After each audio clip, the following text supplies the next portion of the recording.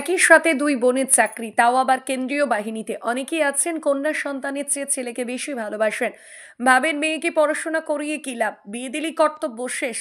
এবার দুই মেয়েই বাবা মায়ের মুখ উজ্জ্বল করলো। মেকলিগঞ্জ ব্লকের জামালদহ গ্রাম পঞ্চায়েতের 202 নম্বর খাসবস দাড়িকামারি গ্রামের জামবাড়ি এলাকার জবা রায় ও সাগরিকা রায় কেন্দ্রীয় বাহিনীর জওয়ান হিসেবে যোগ দিতে চলেছেন। বাবা পেশায় পরিযায়ী শ্রমিক।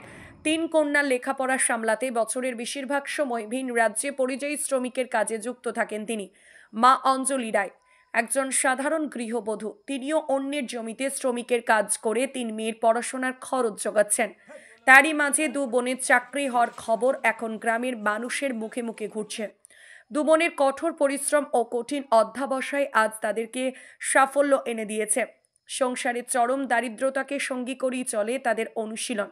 দু একবার ব্যর্থ হয়ে মানসিকভাবে ভেঙে পড়লেও মা অঞ্জলি রায় তাদের সাহস জুগিয়েছেন। সাগরিয়া রায় বিএসএফে ও বোন জবা রায় সিআইএসএফে যোগ দিতে চলেছেন। এক চিলতে টিনের চালা ঘরে বাস করে তারা। ঘরের জীর্ণ টিনের চাল বেয়ে পড়া বৃষ্টির জল তাদের রাতেও শান্তিতে ঘুমাতে দেয় না। চালের নিচে বাঁধা পলিথিন দেখে দেখে তাদের মনে অদ্যব্য জেদ তৈরি হয় একদিন সুদিন আনার, আর আজ সেটাই তারা অর্জন করতে পেরেছে। দরিদ্র বাবা মায়ের ঘরে আজ দু বোন যেন সত্যিই দুই রত্ন। আচ্ছা, তোমাদের দু বোনের একই সাথে কি চাকরি হলো? হ্যাঁ। তোমার কিছু হয়েছে? আমার বিএসএফ হয়েছে। আর এই বোনের? আমার সিআইএসএফ। সিআইএসএফ। আচ্ছা, মানে তোমরা কতদিন থেকে এই চাকরির জন্য প্রস্তুতি নিচ্ছিলে? আমি তো অনেক বছর থেকে প্রস্তুতি নিচ্ছিলাম, কিন্তু কতদিন পর হলো, অনেক কষ্টের পর পেলাম আমি। আচ্ছা, আর বোন কতদিন ধরে ট্রাই করছে? তুমি কতদিন ধরে চেষ্টা করছো? আমি তো প্রথমবার দিছিলাম। আমার দিদি বলছিল, সাজেস্ট করছিল যেগুলো, আমি ওগুলো পড়ছিলাম, ওগুলো পরীক্ষা দিয়েছিলাম, তো আমার হয়ে গেছে আর কি। আচ্ছা, তো তুমি তো উচ্চ মাধ্যমিক, তোর রেজাল্ট ভালো হয়েছে, তুমি কি অ্যাকচুয়ালি এই পেশায় আসতে চেয়েছিলে আগে থেকেই? যে মানে এই যে বিএসএ বা সিআইএসএফ এর মানে এই যে আমাদের কেন্দ্র বাহিনীর টিমে আসবে, এটা কি আগে থেকে প্ল্যান ছিল তোমার? না, তোমার তো অন্য মানে পেশায় আসার ইচ্ছে ছিল, যেহেতু পড়াশোনায় ভালো। তো হঠাৎ করে কেন আসলে এই তোমার এই পুলিশে?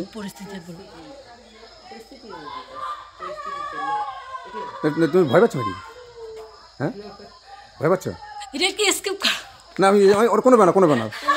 তুমি এটা বলো যে হ্যাঁ এটা হয়ে, তুমি চাইছি কিন্তু পরিস্থিতি হিসেবে এরকম না, আমার চেষ্টা করছি, হয়ে গেছে, এখন তো কী করবো, চেষ্টা হয়ে একটু পরীক্ষা দিয়েছিলাম, তো আমার নাম আসে, তো হয়ে গেল। হ্যাঁ, এটাই করবো আর কি। আপনার শহর ধূপগুড়িতে এখন সিনিয়র শিশুরোগ বিশেষজ্ঞ ও allergy asthma specialist doctor Debashis Roy রোগী দেখেন doctor Debashis Roy's child care and allergy asthma সেন্টারে। এখানে শিশু ও নবজাতকের সুচিকিৎসা ও ভ্যাকসিনেশন করা হয়। এছাড়া বড়দের ও ছোটদের অ্যালার্জি ও শ্বাসকষ্টের পরীক্ষা ও চিকিৎসা করানো হয়।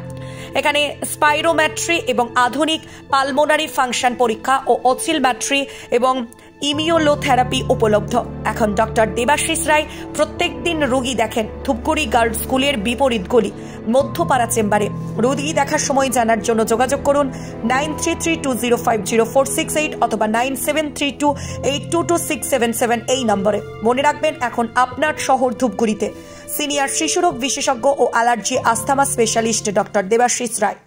আচ্ছা, একই সাথে দুই মেয়ে চাকরি পেল, এটা কি আগে কোনোদিন ভেবেছেন? না, ভাবি নেই। আচ্ছা, তা আজকে দুই মেয়ে যে একসাথে চাকরি হলো, এতে কতটা খুশি? ভীষণ খুশি। আচ্ছা, ছেলে মেয়েকে এই যে আজকে এই সফলতা, কীভাবে পাশে ছিলেন? মানে মেয়ের পাশে কীভাবে ছিলেন?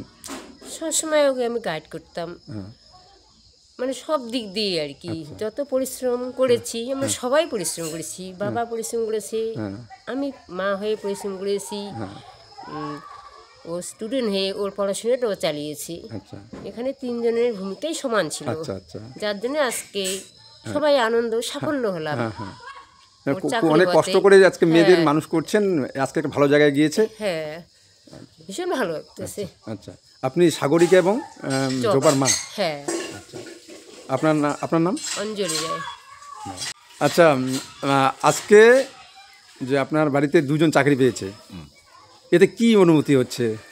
খুবই আনন্দ পাচ্ছি এখন। আচ্ছা, আপনি এমনি কি করতেন বা কি করেন? কাজ করছি তো। আচ্ছা, ওইখান থেকে পয়সা উপার্জন করে বাড়িতে পাঠাইছি। আচ্ছা বাচ্চাদের একটু লক্ষ্য করতে হবে, আচ্ছা টিউশনি পড়াইতে হবে, স্কুল কলেজ পড়াইতে হবে। আচ্ছা হ্যাঁ, তারপরে এখন যদি আমি কিছু সহযোগিতা না করি তাহলে ওরা কোথায় পাবে? আচ্ছা তা আপনি বেশিরভাগ সময়টা বাইরেই ছিলেন বাইরে ছিলাম, হ্যাঁ। পরিশ্রম হিসাবে, আর বাড়িতে টাকা পাঠাতেন, সেই টাকা দিয়ে এরা পড়াশোনার বিভিন্ন সংসার খরচা করতো। বাস। তো একই সাথে দুজন মেয়ে চাকরি পেলো এবং কেন্দ্রীয় বাহিনীতে তারা চাকরি পেলো।